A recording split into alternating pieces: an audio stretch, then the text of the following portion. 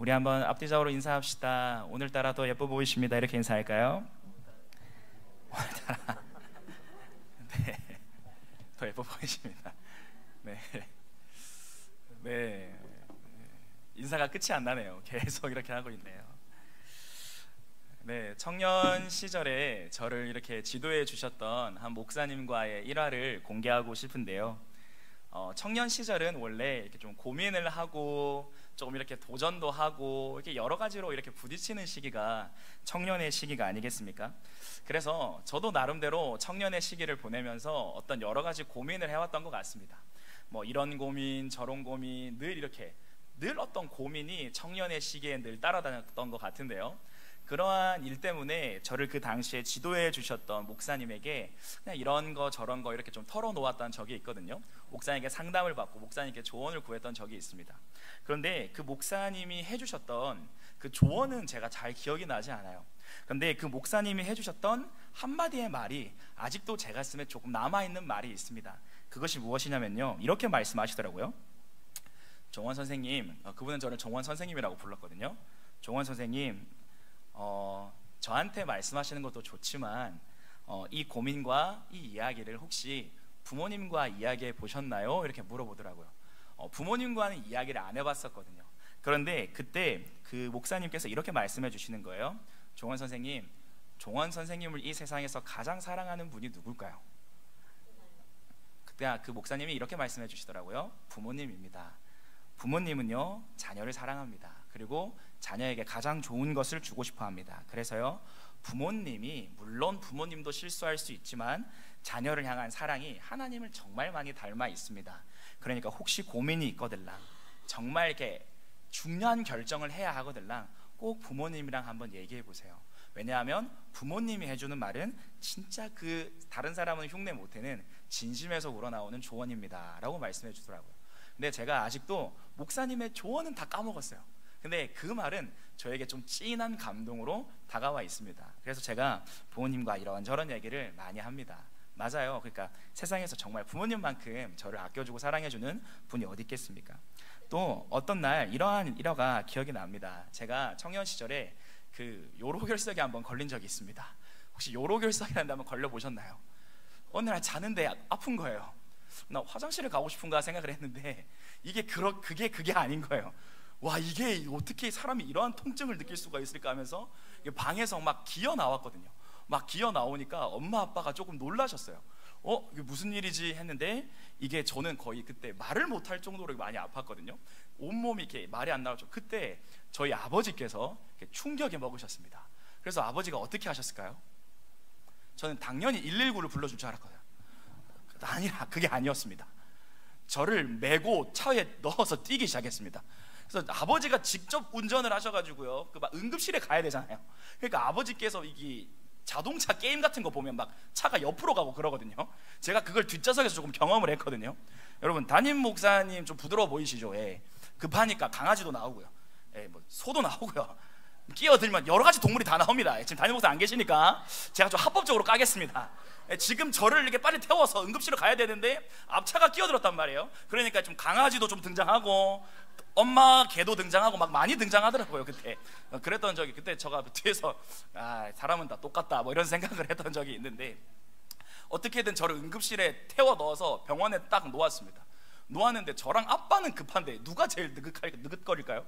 의사가 속된 말로 때리고 싶더라고. 내가 너무 아픈데 되돌아 보세요. 그러니까 지나 너무 아픈데 청진기 대고 있고, 네 주사 맞을게요. 그러니까 너무 아픈데 막 그러고 있더라고요. 그런데 제가 그때 이후로 잘 기억이 나지 않아요. 잠시 거의 너무 통증이 심해가지고 이렇게 거의 그로기 상태까지 갔었는데, 어느 순간 마취제가 들어오면서 정신이 조금 깨어났습니다.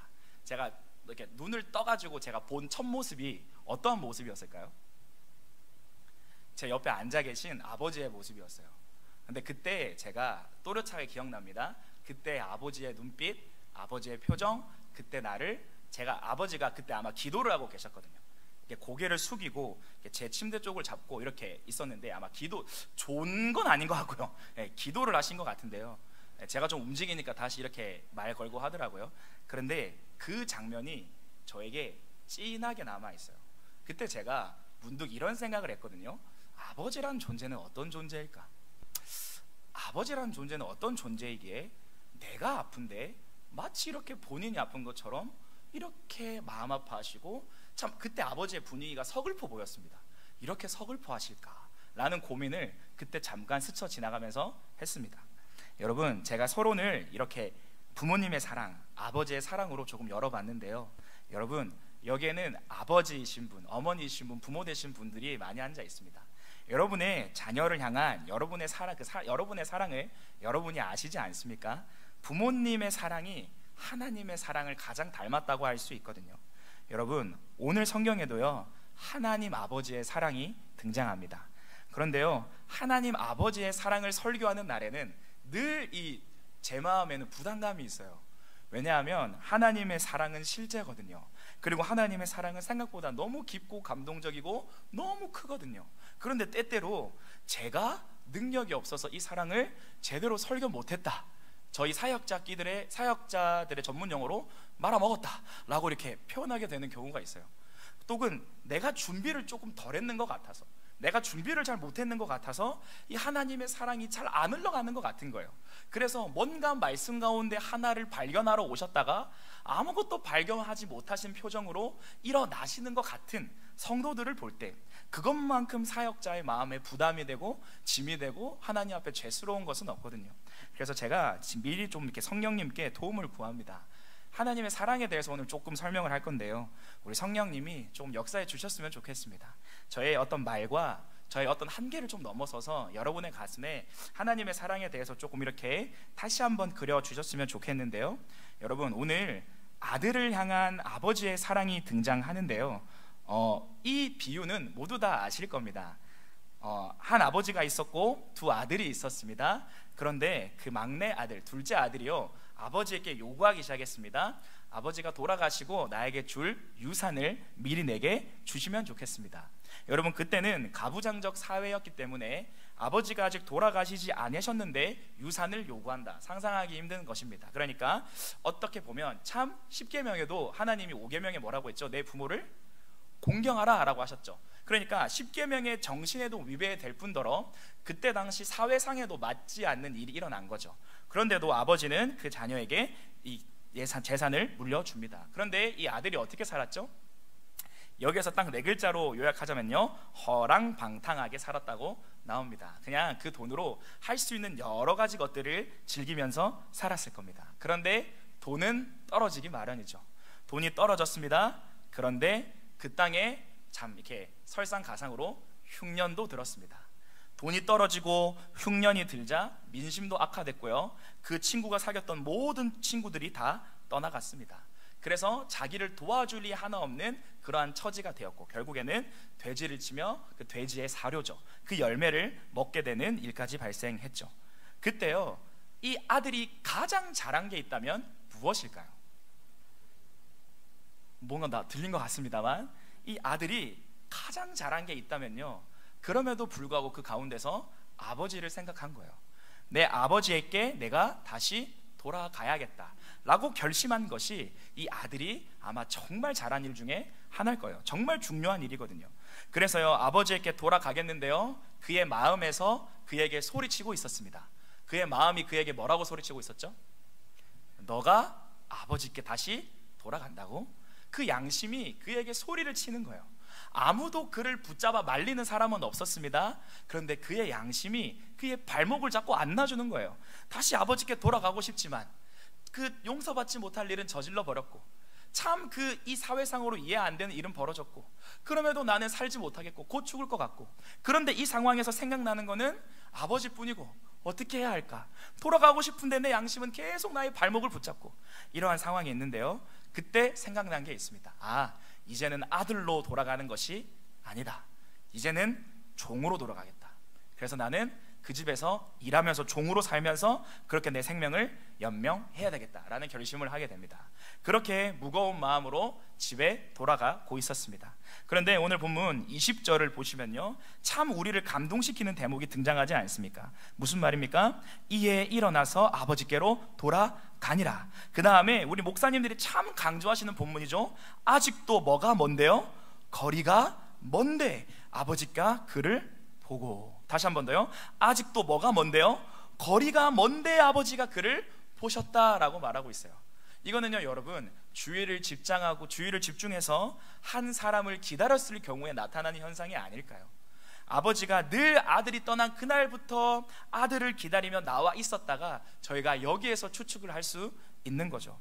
거기 먼 거리에서 아들처럼 보이는 형상이 딱 등장했을 때 아버지는 온 시선이 아들에게 향했죠. 그리고 자기의 아들이라는 확신이 들었을 때 아버지는 그 아들을 향해 달려가서 안아주고 치근히 여기고 불쌍히 여겨 주셨습니다.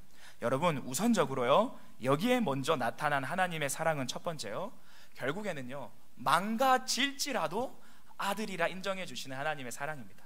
망가질지언정, 실수할지언정, 조금 못날지언정 아들이라 여겨주시는 하나님, 그게 오늘 비유에 나타난 하나님의 사랑입니다.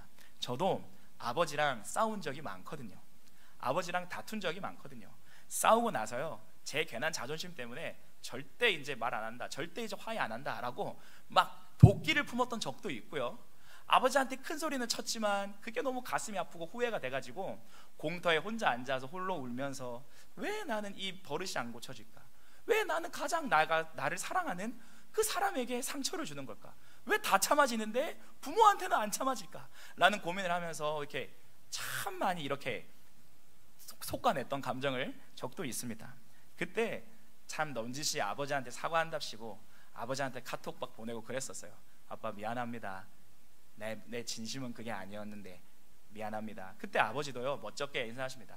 아들아, 아빠도 미안해. 아빠도 미안해. 집에 조심히 돌아와라. 그럼 이건 부자지간에 끝난 거거든요. 그건 돌아가가지고 또 멋쩍게 인사하고 또 내일부터 아무 일도 없었던 것처럼 괜시리 막 서로 이렇게 살면 되는 거거든요. 여러분, 그랬던 적이 있어요. 그런데요, 그때마다 물론 싸운 적도 많고 얘기 안 한 적도 많습니다. 항상 그런 결말이 있었던 거 아니에요. 그런데요, 그때마다 품어주는 아버지가 계셨어요. 그래도 용서해주는 아버지가 계셨어요. 오늘 그 하나님이 여기 이렇게 나타나는 거예요. 여러분, 제가 이 하나님의 사랑을 설명할 때 자주 쓰는 비유가 있습니다. 그리고 수요기도회나 금요기도회나 새벽 예배 때는 이 비유를 종종 쓰곤 하는데요, 어떤 도둑이 있었다고 가정합시다. 근데 그 도둑이 야심한 밤에 어떤 물건을 도둑질하려고 어떤 모르는 집에 들어갔다고 가정을 합시다. 그런데 그 집에 담을 뛰어넘다가 그 담에 걸려 넘어졌다고 가정했을 때 그 밑에 유리 조각이 있었다고 가정해 보세요. 그러면 그 유리 조각 위에 넘어진 도둑은 어떻게 됐을까요? 살이 찢기고 피가 나고 많이 다쳤겠죠. 그럴 때요, 만약에 지나가는 사람들은 그 도둑을 보고 뭐라고 할까요? 인과응보라고 할 겁니다. 네가 그렇게 못돼 먹은 짓을 하려고 하니까 네가 그렇게 됐지. 네가 그렇게 나쁜 짓을 하려고 하니까 네가 그렇게 됐지라고 할 겁니다. 그런데요, 만약에 그 도둑의 어머니나 아버지가 그 도둑이, 즉 자기 자녀가 그렇게 핏째 쓰러져 있는 것을 본다면 어머니 아버지는 어떻게 행동할 것 같으세요?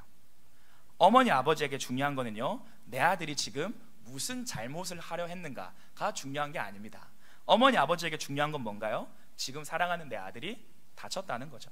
사랑하는 내 아들이 다쳐서 지금 나의 도움을 필요로 하고 응급 상황이라는 게 어머니 아버지의 마음일 겁니다. 그게 부모의 마음입니다.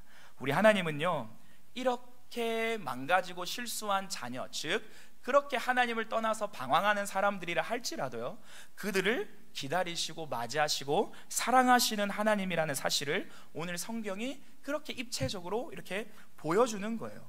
특별히 예수님이 이 비유를 누구한테 해주셨냐면요, 누가복음 15장 1장 쪽을 쭉 보세요. 세리들과 창녀들과 여러 가지로 그때 당시에 멸시받던 사람들이 예수님께로 나와왔을 때 예수님께서 이 비유를 해주셨거든요. 그러면 우리 세리와 창녀들, 그때 당시에 멸시받던 사람들은 이 예수님의 비유를 들으면서 어떠한 마음이 들었을까요? 자기 자신도 그 아들처럼 나가고 방황했지만 하나님은 아버지 같은 사랑으로서 자기 자신을 품어주신다는 그 사랑에 다시 한 번 더 감격하고 다시 한 번 더 눈물을 자아내지 않겠습니까? 그래서 예수님이 십자가에 달리실 때 제자들은 도망갔지만요, 그렇게 사랑받았던 그 창녀들, 그때 당시에 멸시받았던 그 여인들은 예수님의 십자가 곁으로 따라가는 거예요. 그리고 애통한 거예요. 첫 번째입니다. 하나님의 사랑을 생각하시건대요, 꼭 생각해 주십시오. 실수하고 못나고 때로는 참 잘하지도 못하지만 그럼에도 불구하고 하나님 앞에서 여전히 우리는 아들이자 딸인 줄로 믿습니다. 여전히 아들이라고 불러주시기를 기뻐하시는 거예요. 그럼에도 불구하고 딸이라고 불러주시기를 기뻐하시는 거예요. 하나님이 때때로 우리를 때리실 수가 있습니까? 없습니까? 있습니다. 징계하십니다. 사랑하시기에 징계하십니다. 그럼에도 불구하고 징계를 당할지언정 우리가 소망을 가질 수 있는 무엇이죠? 우리가 하나님의 자녀이기 때문이에요. 하나님 앞에 실수했다, 그래 혼났다, 그럼에도 불구하고 난 하나님의 아들이야. 그럼에도 불구하고 난 하나님의 딸이야. 나의 실수와 나의 어떠함이 그분이 나를 향하신 사랑을 어떻게 하지 못해 라고 소리치면서 두 손 들고 다시 한번 아버지 앞에 나아갈 수 있는 존재가 우리들인 거예요. 우리들. 저는요 목양실을요 노크를 안 하고 들어갈 때가 많습니다. 아빠니까요. 여러분은 하나님의 그 방을 얼마나 자주 여십니까? 아버지 되신 그 하나님의 방이 있다고 가정했을 때 얼마나 자주 친밀하게 들어가십니까? 여러분을 사랑하시고요, 실수하고 넘어졌다 할지언정 때로는 많이 멀어져서 마음이 많이 굳어져 있다 할지언정 여전히 아들, 딸이라고 불러주시는 그 사랑에 감동할 수 있고요, 생각할 수 있고요, 다시 한번 감격할 수 있는 여러분 되시기를 소원합니다. 두 번째입니다. 한 가지만 더 살펴보고 마치도록 하겠습니다. 우리 하나님의 사랑은요 그렇게 집을 떠난 둘째 아들에게 대해서도 하나님의 사랑이 나타났습니다. 그런데요 하나님은요, 예수님은 이 비유를 통해서 또 다른 것을 말하고 계신데요, 그것이 무엇이냐면요, 하나님 옆에 있지만, 예수님 옆에 있지만, 즉 아버지 옆에 있지만 아버지의 마음을 몰랐던 그 첫째 아들에 대해서도 하나님은 여전히 사랑하신다는 것을 보여주시는 거예요. 이 비유의 대상이 세리와 창녀들이었습니다. 근데 예수님께서 세리와 창녀들과 함께 식사를 하고 시간을 보낸다고 서기관과 바리새인들이 비난하고 욕하고 그렇게 예수님께 찾아왔어요.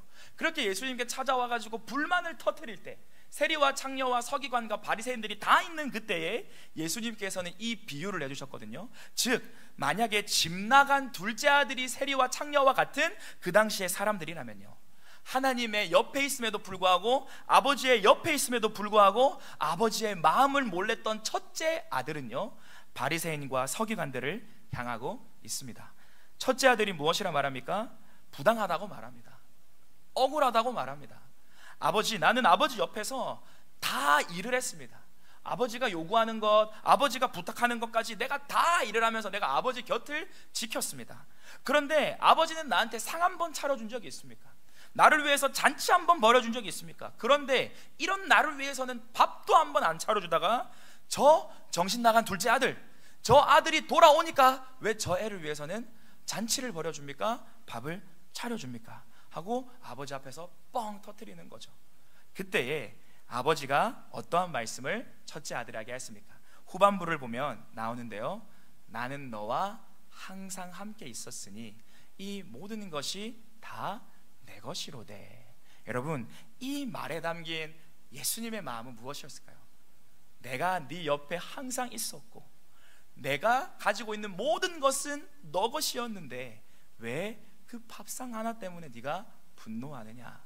이 말은요, 현대어로 조금 바꿔본다면요, 나는 이미 너와 함께 있었고 내가 있는 모든 것들을 너와 나누기 원했는데 어찌 너는 이런 내 마음을 모르느냐.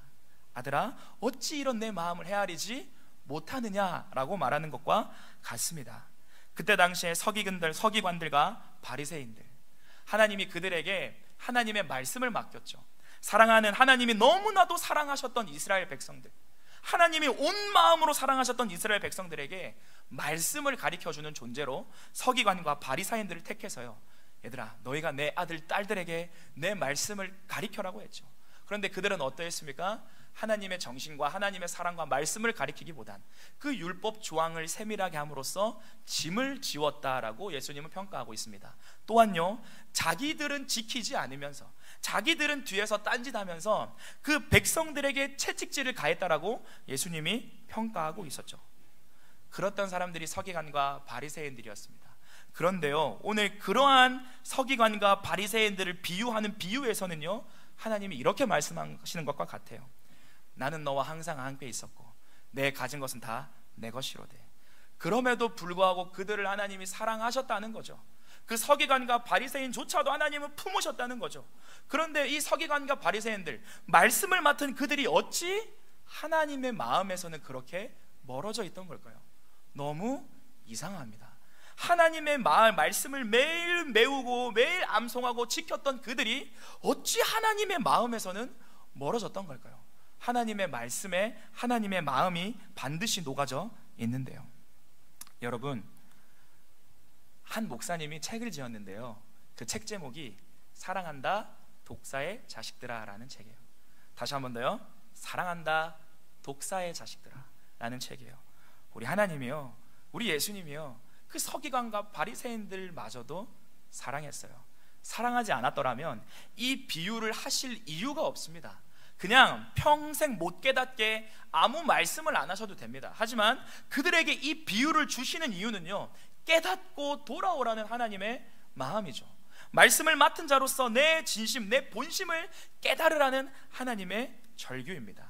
그래서 하나님은 예레미야 애가를 통하여서, 예레미야 선지자를 통하여서 이스라엘 백성에게 종종 이렇게 말씀하시곤 하셨습니다. 너희에게 고통을 주는 것이 내 본심이 아니다. 유다 백성이 바벨론으로 잡혀가게 됐을 때 그들에게 하나님이 해주신 말씀이죠. 너희에게 고통을 주는 것이 내 본심이 아니다. 그 뒤에 말은 뭘까요? 그 본심이 아닌 걸 네가 알아줬으면 좋겠다 라는 하나님의 마음이죠. 여러분, 때때로 저희는요, 하나님께 너무나도 익숙해 버리곤 합니다. 때때로 예배에 많이 참석하고요, 기도의 자리에도 있는 것 같습니다. 계속 우리의 외면만 볼 때는 경건의 모습이 있는 것 같습니다. 하지만 마음에 있어서는 하나님과 많이 멀어진 모습을 종종 목격하곤 합니다. 여러분, 혹시 둘째 아들처럼 혹시 하나님과의 거리가 많이 멀어지지 않았습니까? 아니면 혹시 여러분 첫째 아들처럼 옆에 있는 것 같지만 실제로는 하나님의 마음을 모르고 헤아려 드리지 못하고 있지는 않습니까? 여러분, 그럼에도 불구하고요, 오늘 이 비유를 통해서 하나님이 말씀하시는 바가 무엇입니까? 그럼에도 사랑한다라는 말씀입니다. 그럼에도 너는 내 아들, 딸이라는 말씀입니다. 하나님의 사랑은요, 생각보다 깊습니다. 하나님의 사랑은요, 생각보다 높습니다. 하나님의 사랑은요, 우리의 생각을 훨씬 뛰어넘습니다. 그래서 로마서에서 바울은 노래했죠. 죽음, 생명, 천사, 힘도, 권세, 그 어떤 것, 현재 장래일지라도 우리를 향한 하나님의 사랑에서 끊을 수가 없으리라. 그리고 예수님을 위해 정말 불꽃같이 살다 간 모든 사람들은 하나님의 이 사랑을 경험한 사람들이었습니다. 말씀을 마치고 적용하고자 합니다. 말씀을 정리하고자 합니다. 여러분, 하나님의 그 불붙는 사랑, 최근래에 얼마만큼 체험해 보셨습니까? 아니요, 조금 질문을 바꿔보겠습니다. 하나님의 사랑 때문에 여러분의 눈에 눈물이 있었던 적이 언제입니까? 내 욕심과 내 생각이 치달아 올라왔지만 하나님의 사랑 때문에 이것들이 꺾어지고 이것들이 제어가 되지고 내 입술, 내 눈빛, 내 행동, 내 여러 가지 사고방식들이 하나님의 사랑의 영향을 받으면서 그렇게 아름답게 조화롭게 다스려져 갔던 그 순간이 언제입니까? 여러분, 현대는요, 많이 울어야 하는 시대인 것 같습니다. 하나님의 사랑에 대한 눈물은 가면 갈수록 사라져가는 이 시대에서 만약 우리 동산교회 성도들마저도 우리의 눈에 눈물이 말라버린다면요, 우리 하나님의 마음은 얼마나 아프시겠습니까? 하나님께서 이 소동지역에 동산교회를 세우셨습니다. 그리고 사람을 찾으십니다. 사람을 보내십니다. 일하시기를 원하십니다. 회복해 주시기를 원하십니다. 그런데 그 동산교회 성도들의 눈을 봤더니 그 눈이 메말라 있다면 하나님이 얼마나 가슴이 아프실까요? 그래서 한 신학자는 이렇게 말했습니다. 천국은 젖은 눈을 가지고 들어가는 곳입니다. 다시 한 번 더요. 천국은 젖은 눈을 가지고 들어가는 곳입니다. 천국에 가면은 슬픔은 없습니다. 죄가 없어졌습니다. 예수님께서 모든 사망을 이기셨기 때문에 더 이상 애곡하는 것이나 곡하는 것이 없는 곳이 천국입니다. 하지만 눈물은 있을 거예요. 기쁨과 행복의 눈물은 있을 거예요. 그 사랑에 대해서 감격하는 눈물은 매일매일 깊어져 갈 거예요. 그날에는 우리가 얼굴과 얼굴을 맞대고 우리 주님을 볼 것입니다. 나를 사랑하사 나를 위하여 자기 목숨을 버리신 하나님이신 아들이 인간이 되어 죽기까지 복종하셨던 그분을 우리가 얼굴과 얼굴을 맞대고 볼 것입니다. 그때 어찌 우리 눈에 눈물이 없겠습니까? 없을 수도 있습니다. 주님이 닦아주실 거니까요. 하지만 그 눈물 젖은 감격은 날마다 깊어져 갈 것입니다. 여러분, 오늘 돌아가셔서 일주일을 사시면서 거룩한 습관을 정해놓고 하나님의 사랑을 한 번 더 생각해보는 규칙을 만들어보는 것은 어떨까요? 자기 10분 전 나는 하나님의 사랑에 대해서 묵상해 보겠습니다. 새벽 기도에 나와서 묵상해 보겠습니다. 저는 바빠서 여러 가지 새벽기도, 수요기도, 금요기도에는 나오지 못하지만 제가 시간과 공간을 따로 구분해서 나를 사랑하사 나를 위하여 자기 목숨을 버리신 그분의 사랑을 묵상하는 일은 내가 시간을 내겠습니다. 시간을 내고 일하는 사람, 이러한 시간 없이 일하는 사람, 이러한 시간을 가지는 부모, 이러한 시간이 없는 부모가 어찌 같을 수 있겠습니까? 여러분, 주님의 이름으로 축원드립니다. 우리 동산교회가요, 하나님의 사랑을 아는 깊이, 그 하나님의 사랑에 있어서 감격하는 깊이에 있어서 날마다 깊어져가는 성도들 되시기를 소원합니다. 그리고 오늘 말씀해 주셨던, 선교사님을 통해 말씀해 주셨던 그 중보기도, 아직 하나님의 사랑을 모르고 아직 하나님의 사랑에 대해서 모른다고 생각하는 그 성도들을 위해서 많이 뒤에서 중보기도에 이 포를 쏴주십시오. 하나님은 그 기도를 사용하셔서요, 여러분의 가정과 여러분의 교회와 여러분의 일터를 회복시키실 줄로 믿습니다. 아멘.